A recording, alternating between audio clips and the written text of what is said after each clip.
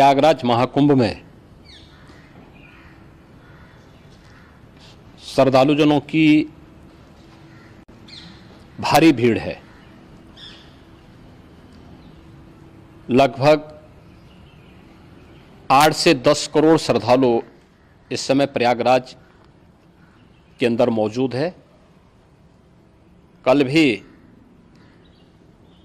5.5 करोड़ श्रद्धालुजनों ने महाकुंभ का स्नान किया था। ये जो भारी दबाव श्रद्धालुजनों के कारण और श्रद्धालुओं के संगम नोच पर जाने के कारण वहाँ पर एक बना हुआ है, लेकिन पूरा प्रशासन मौके पे वहाँ मौजूद है। रात्रि को 1 से 2 बजे के बीच में अखाड़ा मार्ग पर, जहाँ पे अखाड़ों के अमृत स्नान के दृश्य से बैरिकेड्स भी किए गए थे, तो बैरिकेड्स को फांद करके आने में कुछ श्रद्धालु गंभीर रूप से घायल हुए हैं। उन्हें तत्काल हॉस्पिटल में पहुंचा करके उपचार आदि की व्यवस्था उनके लिए की गई है। उनमें से कुछ श्रद्धालु गंभीर रूप से घायल हैं।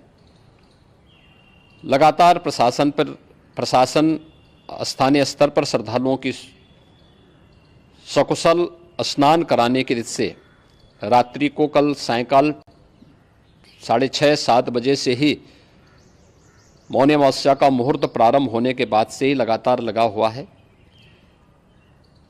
प्रयागराज में महाकुंभ में श्रद्धालुजनों के सकुशल स्नान करने, अमृत स्नान के लिए देश भर से आए हुए श्रद्धालुजनों की व्यवस्था के लिए, उनके कुशल क्षेम के लिए आदरणीय प्रधानमंत्री जी का प्रातःकाल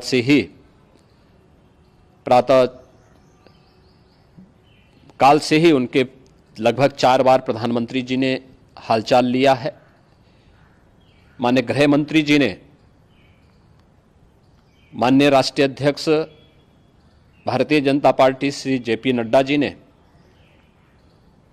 माननीय गृह मंत्री श्री अमित शाह जी ने भी, और प्रदेश की माननीय राज्यपाल श्रीमती आनंदीबेन पटेल जी ने भी लगातार जानकारी लेकर के सभी के कुशल क्षेम और सकुशल स्नान कराने के बारे में निरंतर रिपोर्ट ले रहे हैं। हम लोगों की प्रातःकाल से ही श्रद्धालुजन जो भी आए हैं वे स्नान कर सकें, इसके लिए यहाँ पे उच्च स्तरीय बैठक भी चल रही है, जिसमें मुख्य सचिव भी हैं, DGP हैं, प्रमुख सचिव गृह हैं, मुख्यमंत्री कार्यालय के अपर मुख्य सचिव के साथ साथ ADG लॉ एंड ऑर्डर के साथ साथ अन्य वरिष्ठ अधिकारीगण मौजूद हैं। प्रयागराज में हालात वर्तमान में नियंत्रण में हैं, लेकिन भीड़ का दबाव बहुत बना हुआ है। अखाड़ा परिषद से जुड़े हुए पदाधिकारियों के साथ मैंने स्वयं भी बातचीत की है।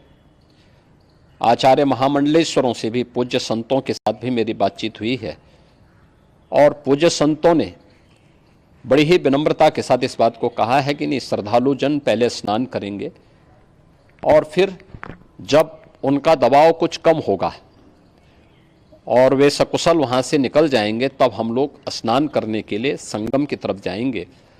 अभी पहले श्रद्धालु जनों को, चूँकि देश भर से आए हैं, तो इसके लिए उन्हें सभी अखाड़े इसके लिए सहमत हैं और सभी लोग इस व्यवस्था के साथ जुड़े हुए हैं। लगातार इस दिशा में हम लोगों का प्रयास है कि जो अब तक प्रातःकाल से ही आपने देखा होगा, कल मैंने बताया कि कल लगभग 5.5 करोड़ श्रद्धालु कल महाकुंभ का स्नान किए हैं, और आज प्रातःकाल तक लगभग 8:30 बजे तक 3 करोड़ से अधिक श्रद्धालु स्नान कर चुके हैं, और ये लगातार जारी है। लेकिन संगम नोच पर, अखाड़ा मार्ग पर, नागवासुकी मार्ग पर लगातार दबाव बना हुआ है, और वहाँ पर श्रद्धालुजनों की सुविधा के लिए भी हर प्रकार की वहाँ पर प्रशासन पूरी मुस्तैदी के साथ लगा हुआ है। और इसीलिए मेरी अपील है पूरे प्रदेशवासियों से, पूरे देशवासियों से और सभी श्रद्धालुओं से भी, सभी पूज्य संतों से भी कि अफवाह पर कोई ध्यान न दें, संयम से काम लें। ये सब आयोजन सभी लोगों का है। प्रशासन उनकी सेवा के लिए पूरी तत्परता के साथ लगा हुआ है। केंद्र और राज्य सरकार पूरी मजबूती के साथ वहां पर हर प्रकार का सहयोग करने के लिए तत्पर है। लेकिन कोई किसी अफवाह पे ध्यान न दे।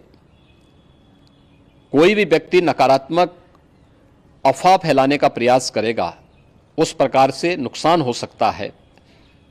और जहां पर हैं आप, लगभग 15 से 20 किलोमीटर के दायरे में अस्थायी घाट बनाए गए हैं, उसमें कहीं भी वे स्नान कर सकते हैं। आवश्यक नहीं कि संगम नोच की तरफ ही आएं, क्योंकि भीड़ देखते हुए खासतौर पर जो बुजुर्ग हैं, बच्चे हैं, श्वास के रोगी हैं, उनको लंबी दूरी तय नहीं करनी चाहिए और जहां पर हैं वहीं पर आराम से पहले स्थिर होकर के कार्य करें, वहां पर रह करके। और जो नज़दीक के घाट हैं, उसी नज़दीक के घाट में स्नान करेंगे। सब गंगा जी के ही घाट हैं और गंगा जी के इस घाट में वही पुण्य प्राप्त होगा। ये मौनी अमावस्या है। मौनी अमावस्या में स्नान का महत्व है। संगम में स्नान का दबाव बहुत ज़्यादा है, इसलिए सभी लोग अगर वहाँ पे इसमें अपना सहयोग करेंगे तो सकुशल हम सभी श्रद्धालु जनों को वहाँ पर स्नान करने में सफल होंगे और फिर इसके उपरांत अमृत स्नान के लिए पूज्य संतों से भी